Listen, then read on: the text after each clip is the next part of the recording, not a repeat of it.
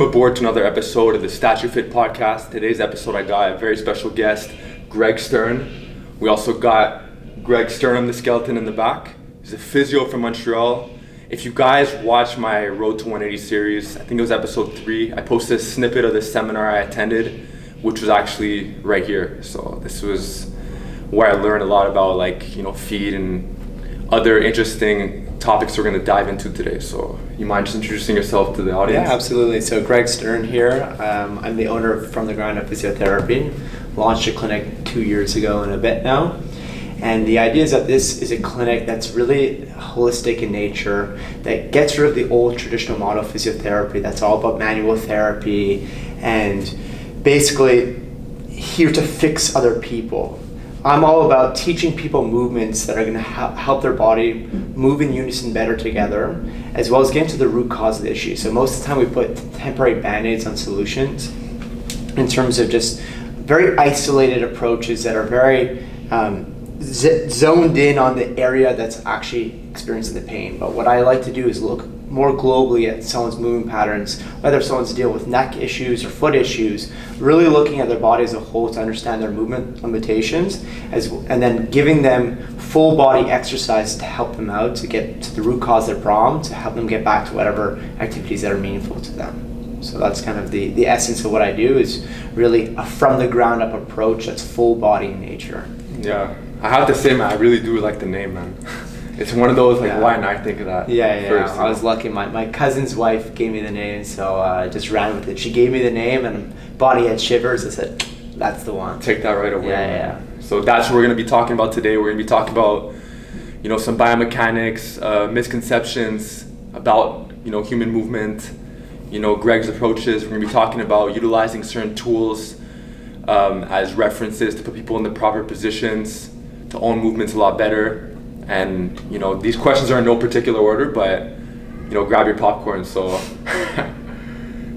before we jump into that, what made you want to jump into this industry? Because I know that, or this particular part of the fitness world, because I know certain people, certain physios that I've spoken to, at least they've had a lot of pain in the past, Yeah, so what's your story? Definitely, I'm coming this from a pain route myself. I hurt myself in 2013, just an innocent ankle sprain playing flag football, and it just wasn't healing properly. I had dealt with tons of broken bones and lots of acute issues in the past. I can't tell you how many bones I've broken, stitches I've had, but this one was just an ankle sprain that just turned into this lingering issue. So months on end, I was doing the classic physio, going and getting massage and manipulated and doing banded exercise, but that wasn't really working.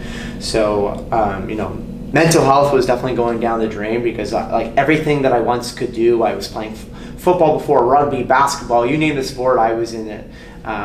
Water skied, snowboarded, whatever, But then ultimately what happened was I needed to find a solution, and so I started, I was already in the medical route. I was probably going to go into medicine. That was my interest and my passion at the time. I was studying health sciences in CEGEP, and then went on to university and was in physiology, which is about understanding human systems. And then because I was having so much pain, I was maybe I got to go down a different route, because what was starting to interest in me was looking into what was out there, not just what we were being taught in school, but what other resources were available. So I started really getting obsessed with foot function naturally, given I was having an ankle issue. I stumbled on a company called the Foot Collective, who was my initial inspiration into it all. And then from there, I just kept going into more and more continuing education. So I eventually applied to medicine and physio. Medicine was probably more so because my parents wanted me in there, and physio was what I really wanted. Unfortunately, I didn't get into medicine at the end of the day, and I ended up going to physio. And even when I was in physio, I was thinking differently than most people, because everyone was just taking what we were learning from granted as that is the gospel. But I decided to invest most of my time in a lot of continuing education since I graduated, and even while I was in school.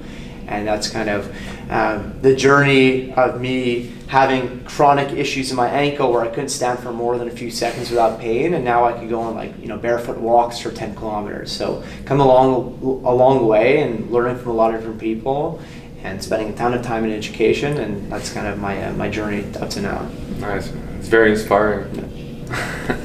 A lot of people I've met, that's have a similar story, for you know, sure, and it's for just sure. like, because there has to be some kind of driving force, you know. Yeah, definitely. If you have somebody who's just never in pain, Yeah.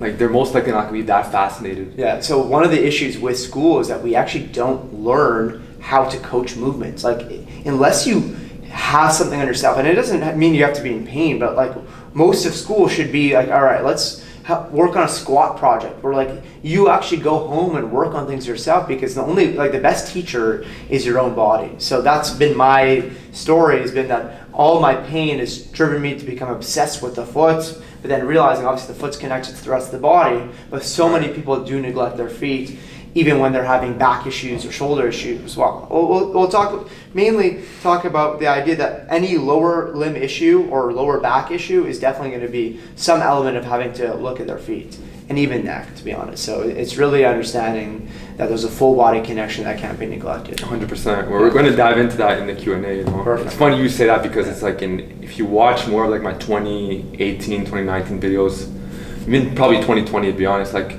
people will be like, hey Phil, your neck is crooked, why don't you just stretch your neck, or like you're training your neck more on one side. I'm like, guys, it's not that simple. Like, it's a full body issue. Like, actually probably doesn't have that much to do with the neck to begin with, you know. It's probably more like in the rib cage, and like it's probably influenced by other factors, you know.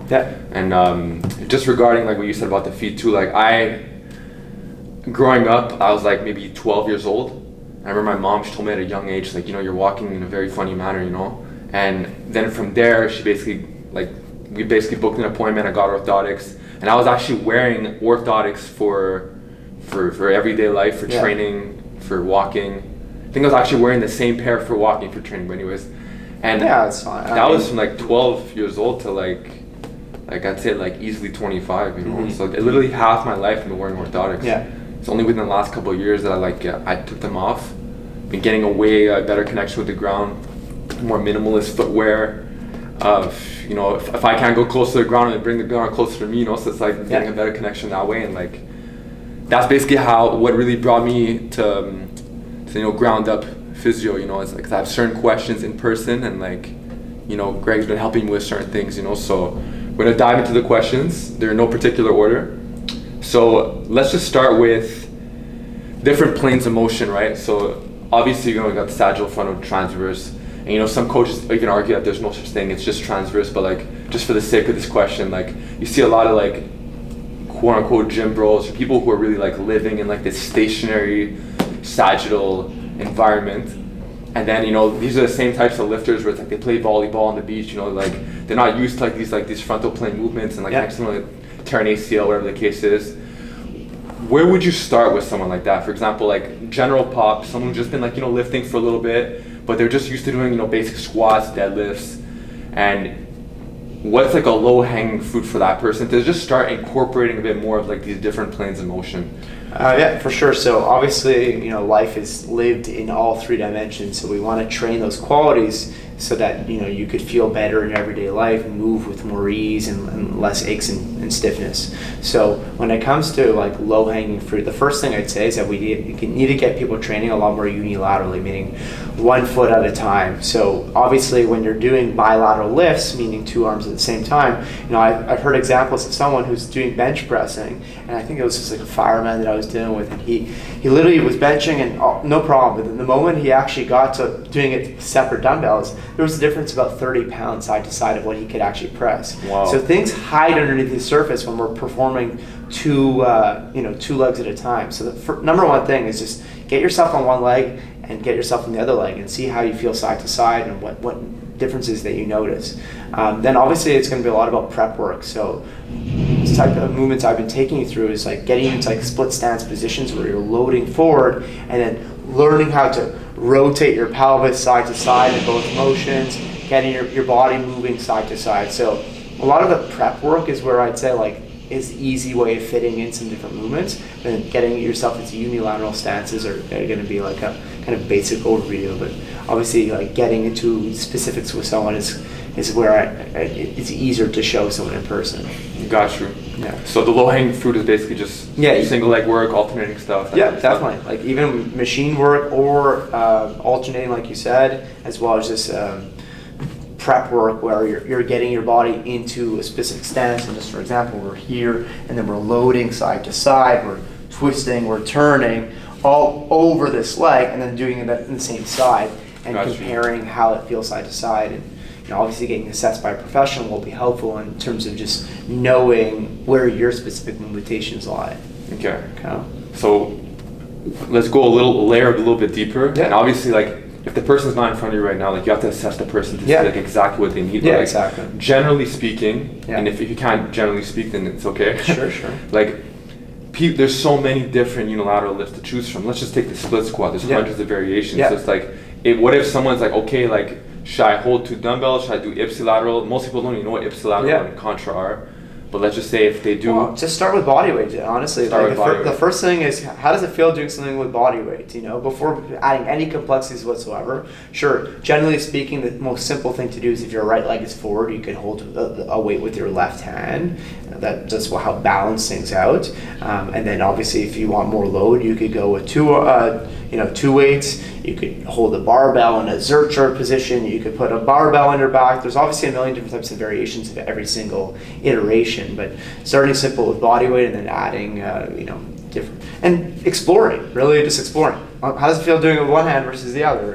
And making sure that you feel in control. And you're, generally speaking, the most important thing with unilateral exercises is that you're actually loading the front leg. So like my most important thing would be like have someone bend their knee and then take their back leg off the floor for a sec and see, does their body move forward like crazy? Because if they're loading a lot their back leg, that's not what we're after here. So sometimes people will feel like their back quad in the split stance position. I want that to feel like more their front glute and front quad.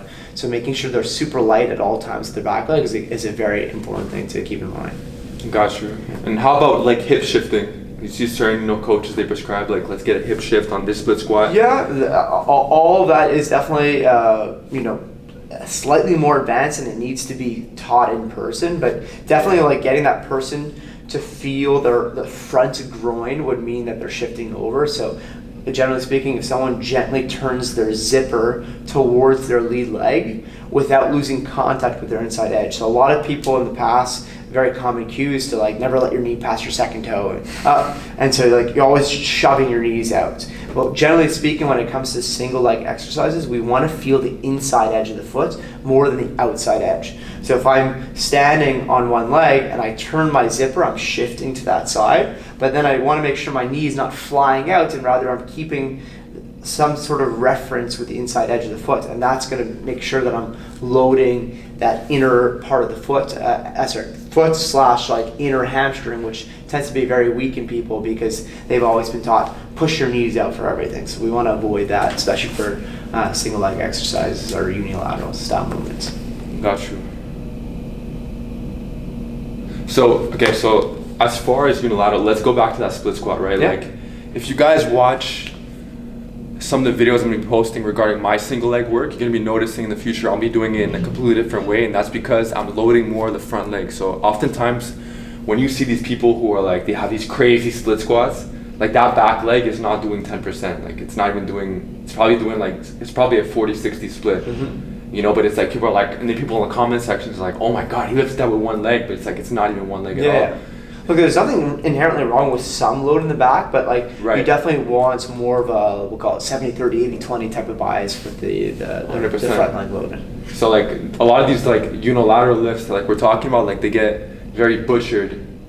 Like I rarely ever see like split squats being like we can make the argument that maybe the person does want to load a bit of the back, but if we're talking like, hey, we want to load at least like 90% of that front leg, I rarely ever see it, And when I know that when I started implementing that myself, where I would, get a bit more weight on the forefoot and like just shove my center of mass a bit forward, like my quad, like with like literally half the weight. So it's about forgetting the ego and focus on that movement quality so that you're actually training the effects that you want. So let's dive into like delaying knee extension, because you've been talking a lot about that with me, and like what is it exactly, like why it's so important for the masses? And so I guess the best way would be to just do a simple explanation, so I'll hopefully be able to see this. So basically when most people stand, for example, what happens often is their knees fly back, so they snap back. So that's knee extension. So if your knees snap back, you can try this if you stand up at home. Okay, so you're gonna stand up and your knees will snap back, and now you're gonna realize the only way of me standing up now is by lifting my chest, and basically my low back muscles are being used. Not the ideal way that we want to load. And so oftentimes when people come to me with back pain, I could see immediately that, let's say they bend down to touch their toes, their knees snap and they lift through a chest. Now the concept of delaying knee extension means that instead of having the knees snap right away, the knees stay forward for longer. And now instead of back extension occurring, we get the bum coming forward and the hip extending. So now by delaying the extension or the knee snapping backwards, we're starting to incorporate the hamstrings and the butt to help extend your hips rather than use your back. Obviously, we don't want to use our back to lift something super heavy. We want the glutes and the hamstrings, which are designed to lift, to be doing the work. So that's the concept of delaying knee extension. It's basically what happens is instead of pushing through your heels, so if I push through my heels, I'm going to generally snap my knee. But if I can get more weight through my whole foot, so my midfoot and my forefoot, pushing through the floor and squashing through the floor, keeping the knee forward, boom, my hip comes forward and my back is relieved of that pressure. So that's the whole concept of knee extension. Right. Yeah. It's game-changing stuff, guys. Like, you do that. That alone, honestly, what I say to like most of my clients, if you just learn to keep your knee more forward, it's going to feel a lot harder because your body, most people are just like, it's such an automatic pattern to snap the knee. But just keeping the knee forward as you do any type of movement in life just takes away any pressure away from people's backs. So yes, from a performance standpoint, but also from an injury prevention / pain management standpoint, is that immediately the load will shift to the right areas as opposed to the wrong areas. It's crazy. Yeah, so it's really, really powerful. Like, I've done with some clients as well, who like had a bit of issues hinging, and like literally just that tip alone get their back relatively more, flat. Like they wouldn't round. Like, not to say rounding is bad either. We're gonna jump into that later on. But for sure. You know what I mean? Okay, so we're gonna transition into other stuff. So let's talk about feet. Okay, so let's talk about like shoes. Let's just start there, right? Sure. So you talk a lot about like minimalist footwear, wide toe box shoes, zero drop. Like, talk to us about why it's important and how did you get introduced to this? Yeah. Were you always, I'm pretty sure you weren't always wearing this, but like, what was like the moment you're like, man, like I'm making the transition, and you made the transition, you're like, man, I'm never going back? Yeah, absolutely. So let me grab a foot here so we can talk a bit more about it. All right. So essentially, well, like you, I was actually in non-minimalist footwear before, more maximal style. Like when I was having my foot issues, I was prescribed orthotics, and I was in orthotics for 5 years. And basically, an orthotic assumes that the foot cannot change or it cannot move. And so taking the approach of orthotics and maximalist shoes, we'll define maximalist shoes as basically shoes that have lots of arch support, that we've all been told are very good for us. We hear the gel shock technology and nice cushion, supportive, and all these nice sounding words, right? But the reality is, let's zoom back 100,000 years ago. Shoes did not exist, okay? And we roamed the plains of savannah and we conquered the world.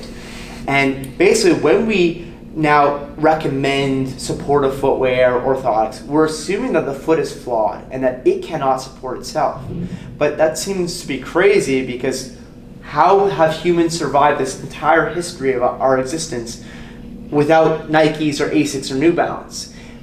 But the reality is, it's only in more recent times are these things more around, obviously, and they've just pervaded the world. However, what's happened as a result of us using more maximalist shoes is that we stop relying on our own inherent technology, and we start relying on the technology of the shoe.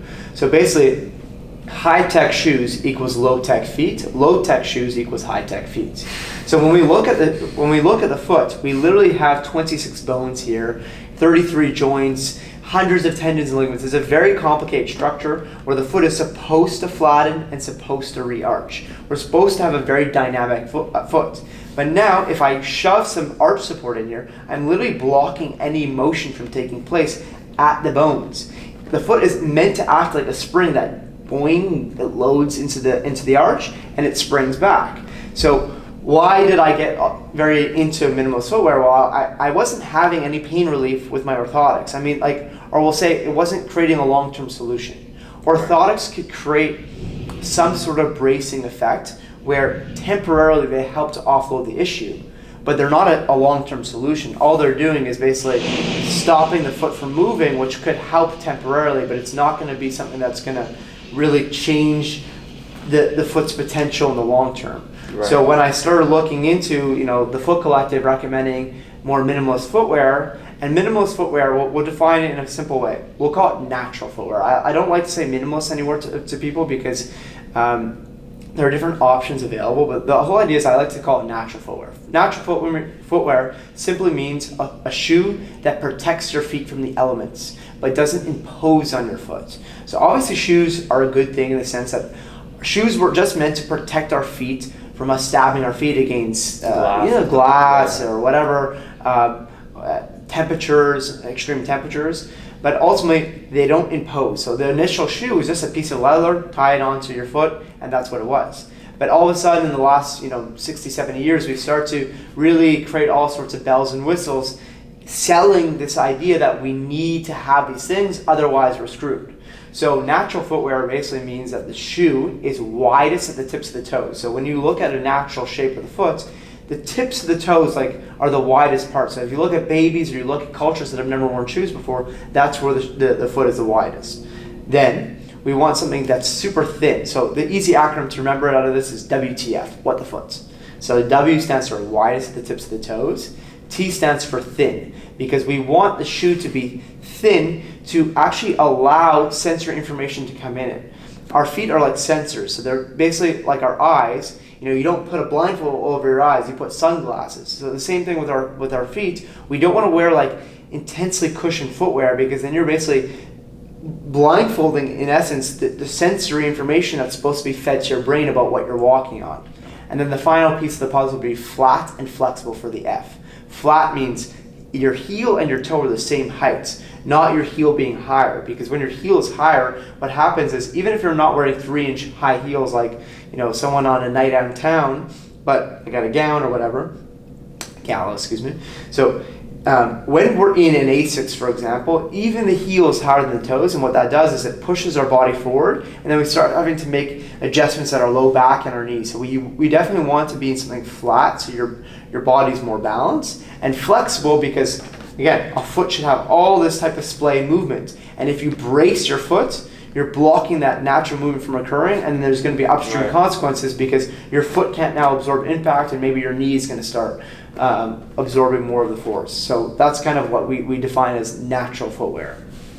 Right, puts it in a crutch, basically. Yeah, well, in a bracing. So imagine you came to me with a neck issue, and I said, okay, we're going to give you a brace, see you in a year. That's what we do with orthotics. We basically put people in a brace, and then we say, okay, the solution is done, and that's just unfortunately not the reality. We wish it would be that easy, but the reality is it doesn't actually create the changes that we're looking for. Right. I always maybe for the last year or so, I knew about the importance of the wider toe box. It gives the toes more wiggle room. Yeah. It's going to give you, AKA, more movement options. The low drop, sensory, like you said. But I remember when I would show you shoes, you would the first thing you would do is you would twist them. Yeah. So I guess that's for even more movement options, right? Well, I mean, the most important thing is that you get a shoe that completely bends and flexes, because if it doesn't bend and flex, your feet can't bend and flex. And so again, we want the foot to yield to the ground on its own. So if something is blocking that from taking place, then you're not getting your foot to do that. Got you. Okay, so now let's jump into barefoot training. Mm-hmm. Right? What are your thoughts on this? Well, obviously you're a big advocate of it, but let's just say someone's been lifting in lifting shoes all their life. What would the transition be? Well, when it comes to we always want an idea of, let's say, whether someone's a lifter or a runner. I guess your population that you reach out to is definitely more in the lifting community. But even when it comes to running, it's always a concept of walk before you run. Start spending more time barefoot. That's number one thing. Easy thing in the house. Go into your backyard. Start walking the grass barefoot. Let's get used to this concept, and slowly but surely, the muscles of your feet will start to adapt. Just like your biceps will grow with work, the same thing with their feet. They just have to start to be exposed and get out of the shackles that they're in right now to start to load. Now, when it comes to lifting shoes, I don't have a problem with the heel lift per se, depending on what type of movement we're looking at. Sometimes people use a lifting shoe for a squat because it helps them keep themselves more upright. But what I would say is ditch the lifting shoe and use a ramp instead, so that you're still barefoot, you still get the better feedback and still push through the ground, but we're not using, because even though I don't necessarily have a problem with the heel lift for a squat, for example, those shoes still tend to be constrained at the toe box, and so I want someone's toes to be able to spread, even if they're going to use, let's say, a ramp while they do some squatting. So it's just literally ditch the shoes when you go for a workout, and just even the socks, and start, if you're able to in your gym, but just start to be more in contact with the ground, and you're just going to get better feedback instead of being on this wobbly surface that's going to not allow you to feel solid and sturdy on the ground. Yeah. Also, even regarding, like, I used to have Olympic weightlifting shoes too, for squatting, and like you said, the toe box is extremely narrow. For sure. And also the ramp that you're getting in the shoe isn't even that much anyways, so it's like, so you might as well use another modality to achieve that type of lean forward for not even close to 10 degrees. It's maybe for sure not 3 degrees, 5 degrees tops. And it's like, so you might as well use a ramp or whatever for that. And if you don't have a ramp, plates do just fine. But ideally, your full foot is in contact with something. That's why I like ramps for squatting. But for the comparison of because you oftentimes, most gyms don't have ramps. Unless you go to your basic commercial gyms. So oftentimes you see people, they'll use if they use a 25-pound plate, obviously it's too big, and the foot can't fully pronate. It's like the midfoot's floating. Yeah. So then they'll use that, so it'll obviously feel awkward from the get-go, so they'll use a 10, but it's still not the same. Well, there's different options available. You can honestly, if you stand on a plate and then you just take another plate and put it underneath, you create a little ramp, or you could take a stepper and put one end on it. There are different options available to create your own little ramp. I would say the limitations are, you could come up with some sort of solution in terms of just being able to ramp yourself a little bit. And not to get too nerdy, but I've seen people they'll sit, there's certain ramps, where half the foot is on it, the forefoot is actually on the ground, but the heel is higher up, and there's other ones where it's it's a larger ramp and it's the whole foot. Ideally you're in a larger ramp. Ideally. But again, it's not the end of the world. But it would be better. Got you. Yeah. So let's talking from ramps, let's transition into the mini wedges, right? So you guys have probably never seen this before. I've seen this from, a coach I was working with before, Connor Harris, his page. But this is the first time I was actually seeing them in person. It's the mini wedges, if you want to call them that. You could pull them out. Yeah, for sure. Yeah, So just super simple little ramps that are made of foam. Right. You could cut out a yoga block. That's how these are made. I have other ones as well. But essentially, I guess you want to... Yeah, so basically Greg, since we started talking, he introduced these to me because I'm dealing with certain things on my feet personally, and also my hands as well. And these are not just for the feet. These are also for hands, which, some people say anyways. But so these could provide new references. So you could use these as prep work, to get better feedback of your feet or your hands, and for sure. So someone by the name of Gary Ward, who's a creator of Anatomy in Motion, showed these to me. I learned a lot from him, and these wedges provide not only sensory feedback, but they help to so for example, we have to understand that the foot needs to be able to pronate. Pronate means to flatten, widen, and spread. But let's say someone's foot is already flat to the ground. But regardless, everybody's foot needs to be able to pronate. So let's say they only have this space to go as opposed to the full amount of spreading, okay? So what this wedge could do is that, let's say the foot is very flat. Now, I can raise the surface, so even the foot's flat. Now I create more space for the foot to flatten, and what's going to happen is the muscles at the bottom of the foot are going to lengthen and then contract back. So the way that a muscle works, they're like rubber bands. Basically, if I want to flick a rubber band at you, I need to load it and then let go. If I just push it together, it's not going to work. So these muscles that are at the bottom of the foot, by letting the foot go further into this flattening space, we create that length, and then these muscles are going to contract back to the center. And so what tends to happen when I use this on people is, one, they're going to feel their foot actually begin to move and flatten to the ground. And for some other people, it will feel like their foot is actually higher arched, depending on what someone needs. So for example, a lot of people have very stiff arches. When I wedge their feet and I show them how to go through this exercise, all of a sudden they feel a lot more contact with the whole foot against the ground, which is a very nice thing. You know, what's better, to be walking on an ice skate or to have your foot actually feel more of the ground? So these wedges basically provide a tool where we could place them in different positions and with different exercises help the foot experience more flattening and more new movement out of these bones. And when the bones start moving, the muscles start to react in new ways. So that's the purpose of these wedges. And again, like you mentioned with hands, it's the same idea. Let's say someone has very limited wrist flexibility, then they could be used almost as a little bit of a wedge, just like the way that you would elevate your heels when you squat. You can almost just elevate and move into this space of stretching out your wrist if someone's too stiff to do this with a flat hand. So these are some different purposes for these wedges. And not just to add it in, this is not just for like prep work too. It can actually be used as like you definitely. I mean, like you sets. could work a split squat and just put your, let's say I was doing this. Let's say someone kept losing contact with their big toe knuckle. All I could say is just press through your, press into the wedge. And so instead of me talking so much, I could just say find that inside edge of the foot via the big toe. I'll even stick a sock under someone's arch as well. These are just different sensory tools for the brain to feel, so that they could, instead of me cueing them, they're just feeling and sensing that as they work through their sets. So what's your thoughts on people who make the argument, like, if we're gonna, why make this new environment when I could just wear an orthotic? You know what I mean? Well, an orthotic is basically just going to force the foot outwards.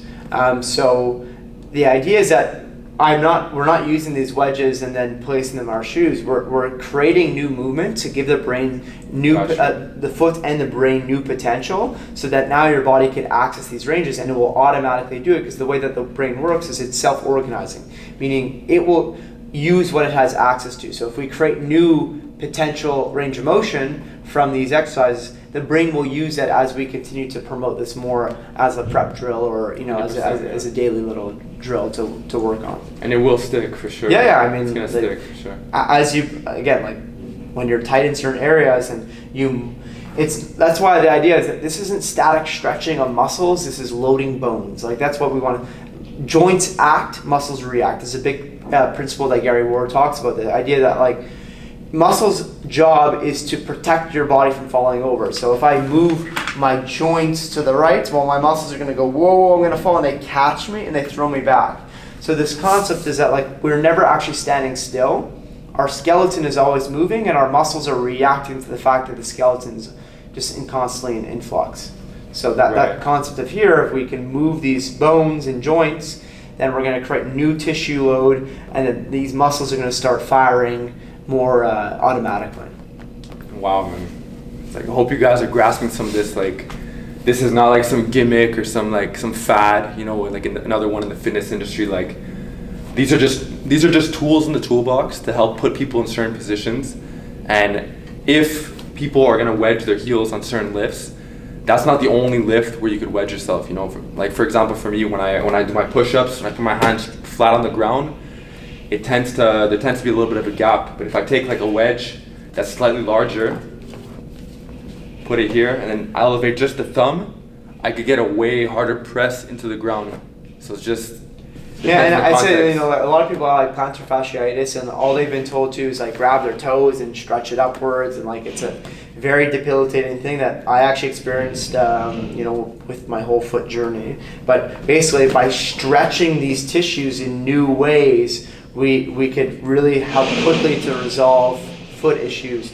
So they're a massive tool to help out with any foot type of issues, as well as obviously using it as an accessory for lifts. So transitioning into stretching now. Yeah. Because there's a huge, whirlwind of information going on now, where like you got some camps saying like, look, static stretching is dead. it's for like, 1980 gym classes. Like, Yeah. you got other people saying, no, static stretching is this is gonna heal your pain. You don't want to be stiff. You got a static stretch. Yeah. And it's like you got other people who are really in the middle. They're like, look, like, don't expect miracles. It could give you some temporary relief, but it's not gonna like change the orientation of your body or anything like that. So like, where do you stand with like static stretching? Because you just mentioned with this example, the static stretching the foot. Or were you talking more like dynamic? Like, yeah, well, it's more like you go in, you load, you feel 1, 2, and you come out. So the way, again, at least from the perspective of a lot of my mentors, like Gary Ward talks about the idea that when you walk, like everything should be come back to the gait cycle, the way that we walk, right? So muscles go on and off. You load some muscles and then you push off, and other muscles load. So they go on and off, on and off. So that's kind of the way that we want to load the body, on and off. So generally speaking, with my clients, I tend to do more dynamic stretching. So if I'm stretching, instead of like classic pec stretch, I'm going to put my hand on the wall and I'm going to stretch open and really create this movement of bones moving away from each other, find that stretch, and then come out. So that's the way that I tend to think of things through, is more dynamic stretching. Like, I personally don't do much static stretching at all. I think like there's that's something inherently wrong, but again, when it comes to someone like people sprinting, muscles are meant to have this spring and tightness to them a little bit. And if you just stretch, there's like proven things to show that like if you do a lot of static stretching before you're about to lift heavy or go for a sprint, that's going to actually decrease performance. So there's an analgesic effect, meaning like it helps reduce pain sometimes in certain types of environments to do static stretching. But I think it makes a lot more sense to just mimic the way that the muscles work, which is on, off, on, off. So that's why I like a mini hold and then back out. So that's generally the way that I work with my clients in terms of stretching. Gotcha. I agree, man. And it's like the same thing with hamstrings, for example. People tend to want to, classic runner stretch. Someone will like throw their foot on a bench and they're going to pull their toes and lean forward. So that actually I would strongly disagree with, because they're stretching the muscle from both ends. So when we stretch a hamstring, for example, it's much better to basically just learn how to hinge. When you learn how to hinge, you're stretching the hamstring and you're doing it in a dynamic fashion, but you're not tugging on both ends. Muscles don't want to be tugged on both ends. There's just a lot more effective ways of going about lengthening, loading, and strengthening your muscles. So when I get people hinging, like they're feeling like tough work going on, but so the muscles are stretching and then contracting back. So that's the whole idea again of that rubber band analogy. We want to load to explode. So that's what I much prefer to coach my clients through from a lengthening and stretching perspective. I agree, man. Like even and it's funny how some people who stretch a lot, they're not even that, like, they can't even get into that many deeper ranges of motion, Yeah. So it's like me, I'm a bigger advocate of like bigger range of motion lifts. Like if I do like a front foot elevated split squat. Yeah. You need more stretch of your bum, like, glutes. come on, like, and if I'm pausing and I'm tempoing it, and if I'm loading it, and obviously my warm up sets, I'm like, it's giving me like certain ranges of motion, For sure. That means the idea is that your weightlifting session can be your stretching, because if you're working through, it's like, some people spend so much time in the gym doing a lot of accessory work or stretching afterwards because they've been told to, and that's like the classic mentality. But the idea is that if you take your knee or your hip to a full range of motion while loading it, your body feels safe and comfortable, it's going to now access that range of motion and keep that range of motion. Right. So how about foam rolling? So foam rolling, I don't use any foam rolling. Again, I think foam roller could be used for some cool foam roller bridge type drills, but that I've learned from David Gray. But I honestly don't use a foam roller at all for anything.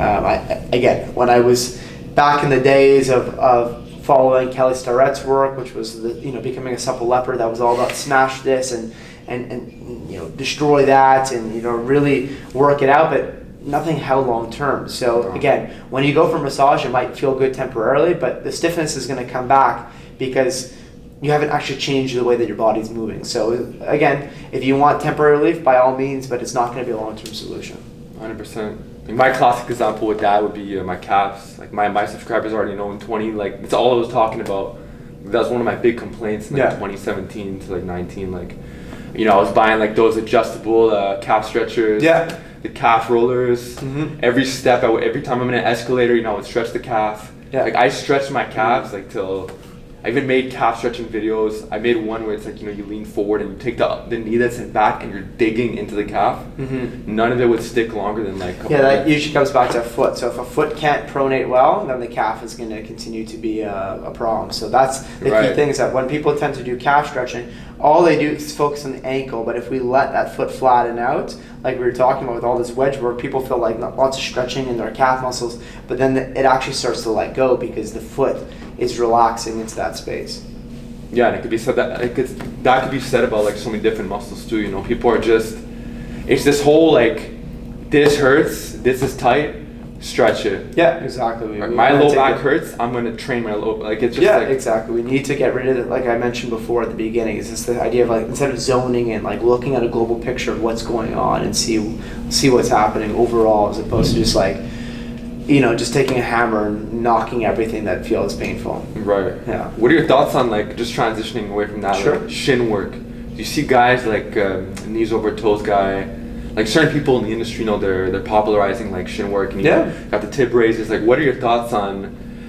People always talk about working opposing muscle groups. That's like you work your bis, work the tris, whatever. Like, if you're gonna work your calves, then you should do like shin work. No, I don't see anything wrong with shin work at all. Like I think it's like it's an interesting muscle that like we're I guess most people neglect. I mean, if someone sits in a very deep squat and like pulls themselves deeper into it, they might feel like their shins are working. So it's definitely not a bad thing to hit. I think it's just like it's not a one like it's not necessarily the magic pill for everything. Right. For shin splints, it usually, again, most things from a lower knee and below are coming down to the way that the foot can move.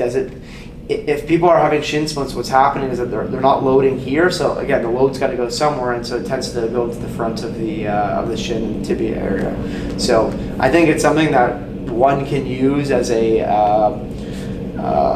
reaching new potential. Like Ben Patrick talks a lot about the idea of like loading into it to be able to jump more. So I think it's definitely something that is useful, but just not the one thing that, especially when it comes to just like, let's say shin splints, for example. It's cool to work shins, but I guess that's my perspective on that. Right. What are your thoughts on, okay, so let's dive into a bit of myths, right? Like, so like, for example, squats. There's there's certain camps, people saying like, look, God forbid your knees go in on a squat.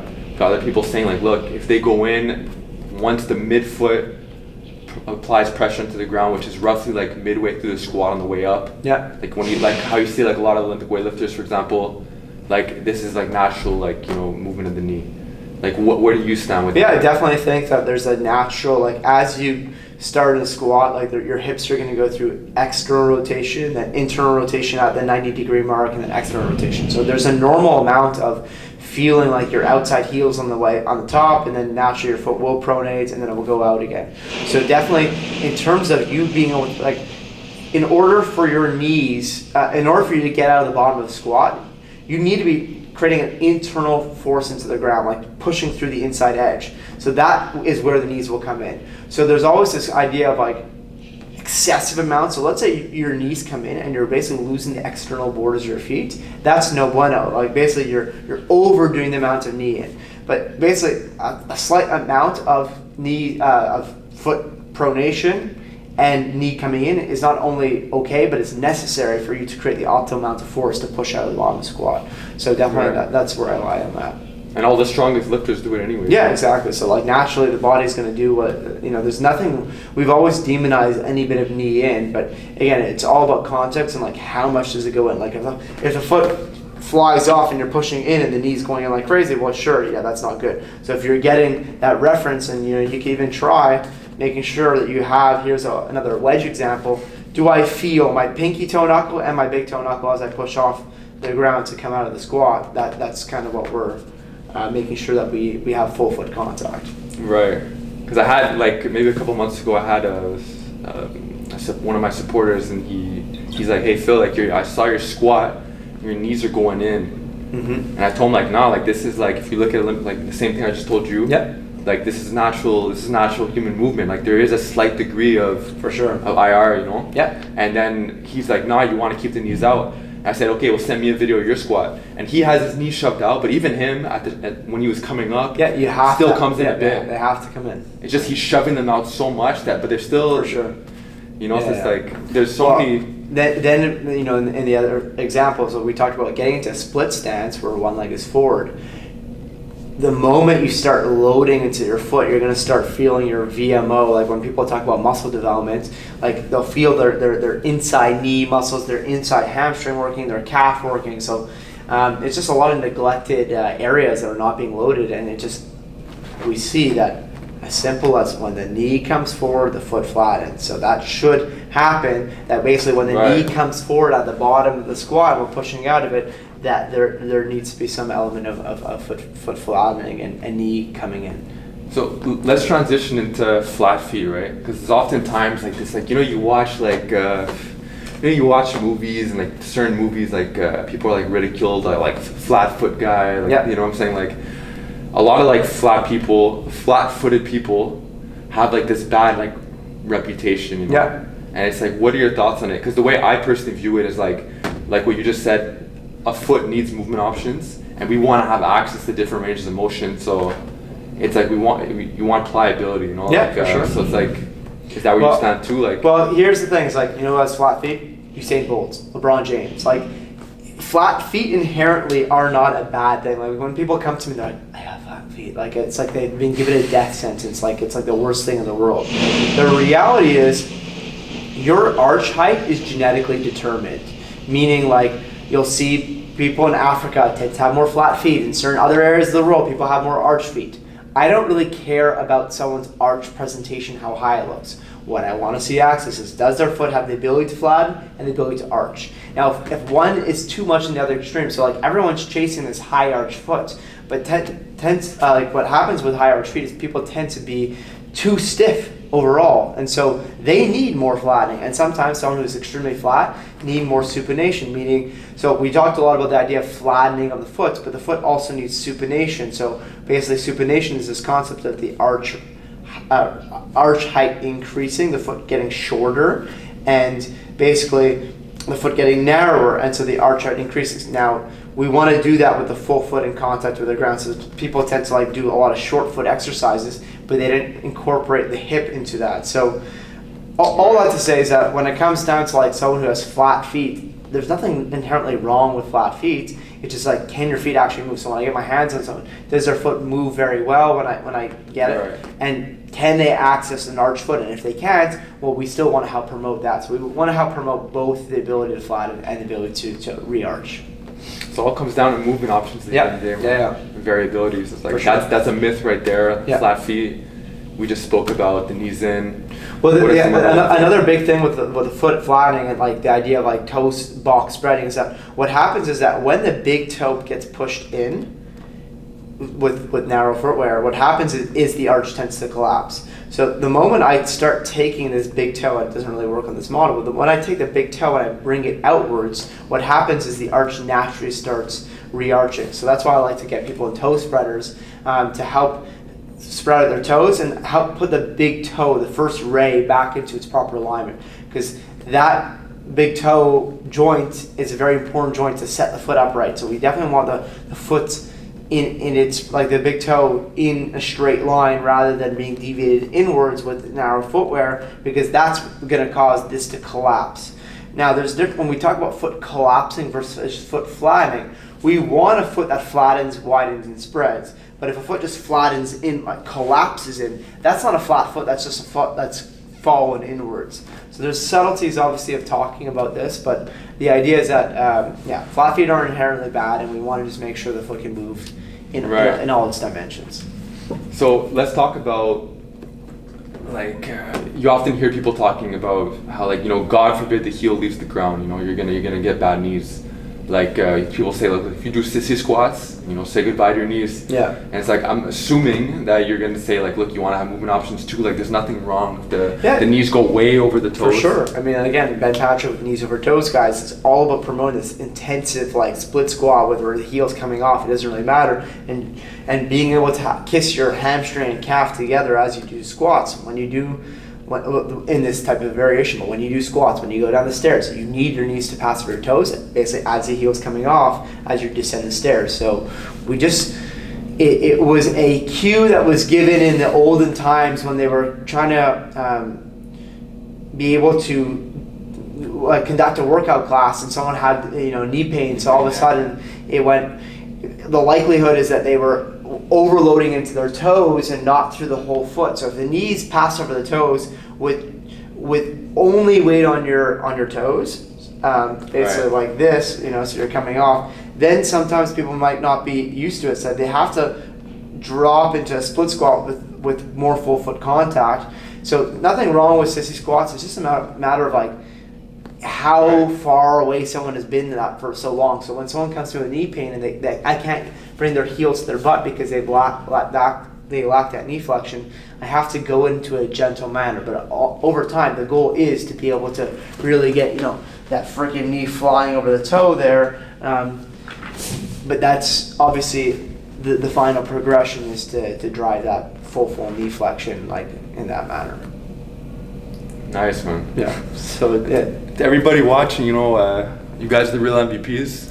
I haven't even been looking at the questions, man. I've just been I just kept them in my head, man. But to the guys still watching, man, hope you guys are grasping a lot of these concepts. Everything's gonna be timestamped, and we're gonna jump into a couple other ones before we wrap up. So, you see certain coaches, obviously everything's a tool in the toolbox, right? Toe floating lifts, where you'll put someone's feet on a plate and the toes are just floating.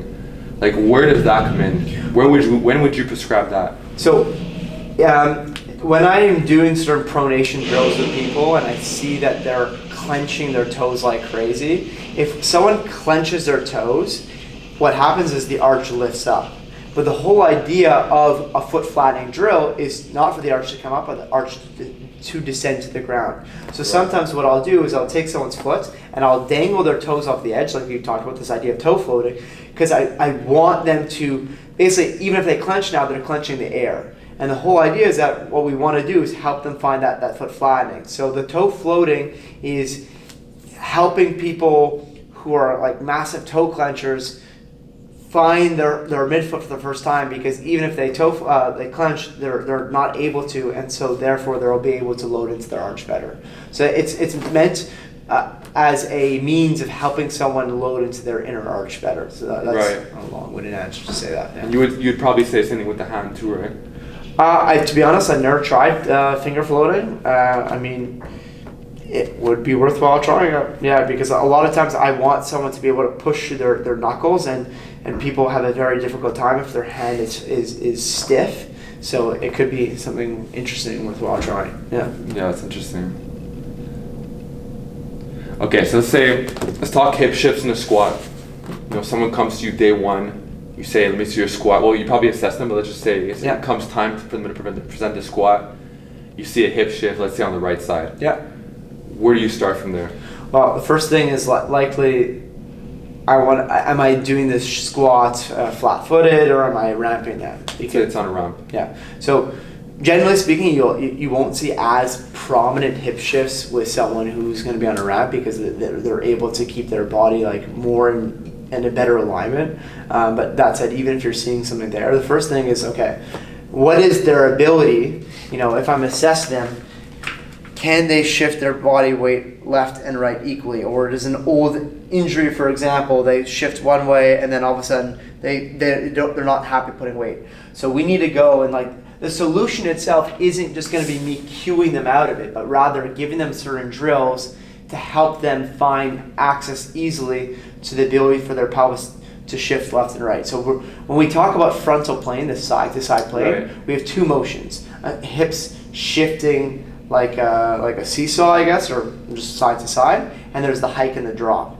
So I'd want to assess and see where those at. But the PRI world has a lot of different adductor pullback and different types of drills to help you get into one hip versus the other. So I would want to coach people through those types of drills to see how it feels side to side, and just get people more comfortable with basically those types of motions. So the hip shifting side to side in a side-lying position where you're pulling one knee back in relation to the other, and the ability to find the groin, that would be very important on both sides equally. And then also this kind of hip shifting drill where I'm gonna get someone loading into their right butt, like their lateral right butt and left butt equally, and see how that feels. And then again, also like don't be married to just one single movement of the squat. Like, how does it feel split squatting side to side? Are they able to find the front groin as well? That would be something that would help them shift into one side and shift to the other, and then they could go back to squatting once they kind of feel a bit more equal side to side with some of those prep drills. Because you made a post, I'm pretty sure it was yesterday on IG, you're saying like if somebody stands up and you tell them like, laterally flex, most people like their hips don't even move. Yes, exactly. So they're moving basically through their spine. Yes. Whereas if they want to have, which they should want to have movement options. Yeah, for sure. The hips should move as well. Yeah, exactly. So basically this idea, if everyone simply just takes their left hand and reaches down.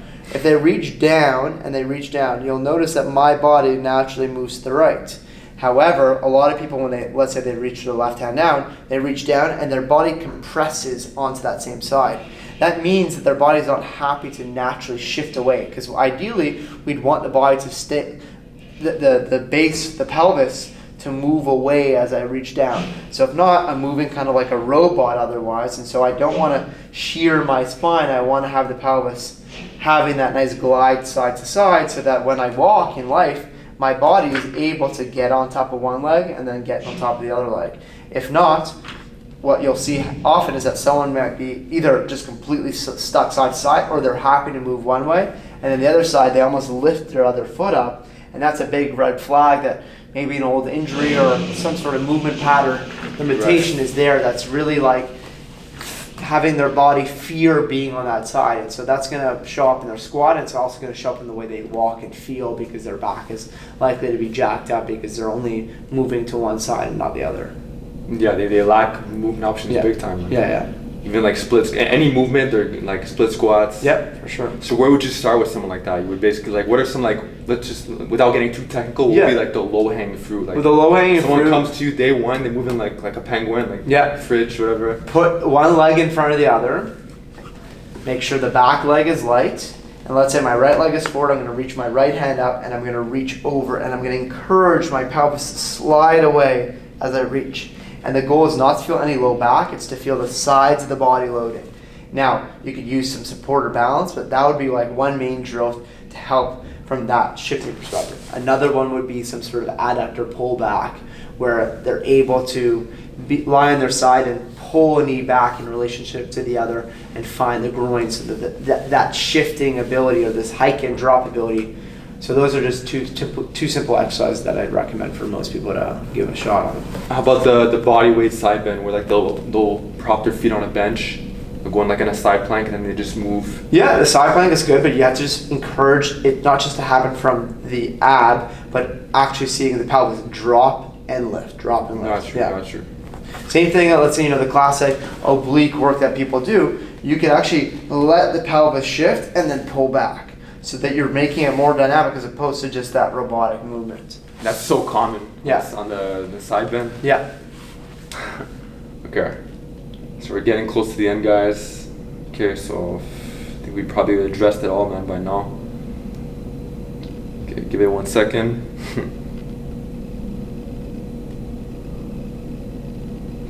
Okay, we'll wrap up with one more. So you made a great post regarding the foam roller hamstring drill.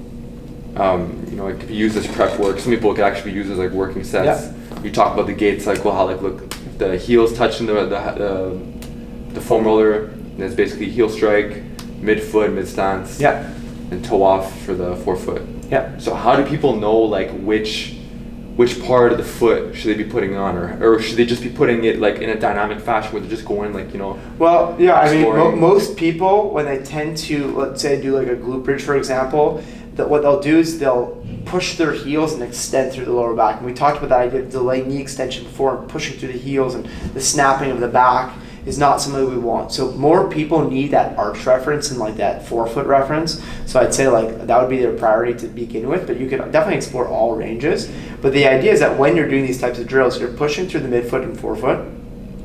And when you press, you're squashing into it, and you're lifting your bum literally just an inch off the floor. Because the more you go, the more it's actually, you're going to recruit your back muscles, and it's going to be easier. The goal is to just scrape your butt off the floor by pushing through your foot so that your hamstrings and calves are going to be on fire, even your arch muscles, without getting the back involved. That's the key thing with many people, is that they're just overusing their low back muscles and they're not using enough of their leg muscles. So that's what I would say. Like, use that mid-foot arch reference, like loading right into this area over here, right in the middle of the foot, even the toe knuckles. But by all means, you could work on the heel reference as well, but more people are going to need the midfoot, forefoot. Right, and a lot of people, I used to be one of those people too, who would think like, oh, well, I'm trying to load the hams, I'm trying to load the glutes, I got to get that heel strike, you know, and it's just like, if I do that foam roller drill, like my hamstrings light up. Like, yeah, it's going to be more working the lower part of the hamstring and the calf, which is something we need to train with that idea of delaying the extension, is that like co-contraction ability, meaning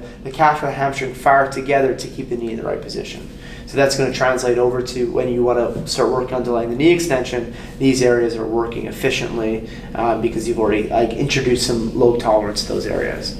Man, that's game-changing stuff, man. Yeah, definitely. So like, as far as like the progressions for that, like real quick. Well, I mean, I guess you would want to go like double leg. You could even do like a bridge, but basically like without any foam roller, as a single leg. But instead of placing your feet like relatively close to your butt like you normally would, what I would do is lift your heels off the floor and then crawl your toes all the way down to the point where your heels can no longer lift. And so you're basically doing a longer lever hamstring bridge, meaning the foot is a lot further away, and then you're working on it in that position where your goal is, again, not to push through the heel, but more through that midfoot, forefoot, and you're going to feel your calf working and your hamstring working. So the foam roller is definitely a progression to that, and that's usually where I'll start people, and then I get people doing like bilateral foam roller, then single leg foam roller.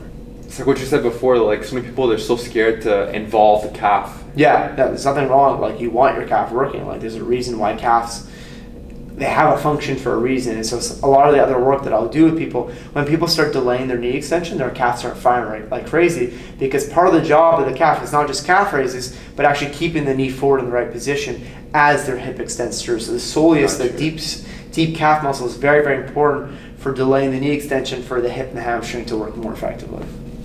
This is game-changing stuff, man. It's like, I don't know if you got anything else to say, any other myths or anything like that, anything you want to share, but I think we've covered a good amount of yeah, definitely. Yes. I'm gonna post. Hope you guys enjoyed it, man.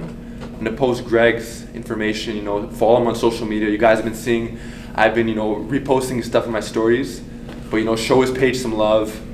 If you're a coach, especially, this is like the type of page you really want to, do your homework on, and just dig in for a couple hours and and shoot him a message, whatever the case is. If you're in Montreal, whatever the case is, and I was really, really happy to have him on the channel. So thanks for having me. Yeah, so appreciate it, man. Ground Up Physio. Yeah, absolutely. Take care. See you guys soon.